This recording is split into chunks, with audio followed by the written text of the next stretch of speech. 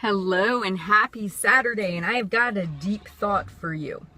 So several of my coaching clients this week have asked me the same question. They said, I don't know if what I'm about to share with you goes out our scope of, coach and coachee.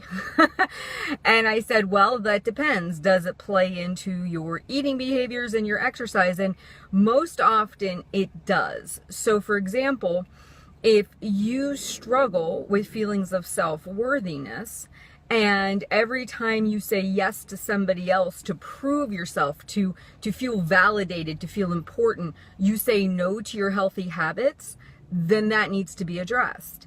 If every time you try to eat in a healthy way, but your boss yells at you and you don't have proper communication skills, and then you go home and binge, that is something that we need to address. So what I'm going to challenge you this week is I want you to look at all the life factors that go into why you choose to do what you choose to do. When you're feeling lonely, do you turn to food? When you don't have constructive things to do at night with your time, do you try and entertain yourself by going out to eat and eating large quantities of fun food?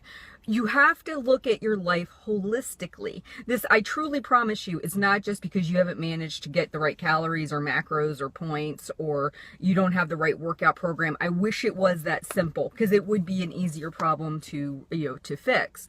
The real things are those other things that happen on a daily basis that knock you off your game and cause you to run into the arms of food and or feeling bad about yourself, and then not wanting to do whatever healthy habit it is that you're working on. So the answer to that is, Heather, is this really important for us to talk about? Is this really going to help me with my weight loss? The answer to that question, and how you know if you need to address it, is how does it impact your relationship with food and your view of yourself, and how does it influence your decisions on whether or not you're going to take care of yourself? And that is how you know. So I'm going to encourage you today, go a layer deeper. Don't stay on the surface, and ask, why is it I do what I do with food? What is the situations that trip me up? And where is that coming from? And then try and figure out some ways to start handling it differently. You guys have a wonderful weekend. I'll see you. Oh, and this Monday coming up, I have a great Ask Coach Heather session you're going to want to hear on iTunes or Stitcher Radio. Make sure you get, if you aren't already listening to the podcast, which you should be, it's been here since 2012. But if you're not, get on it, because you're going to want to hear this one. All right, you guys have a great weekend. Bye.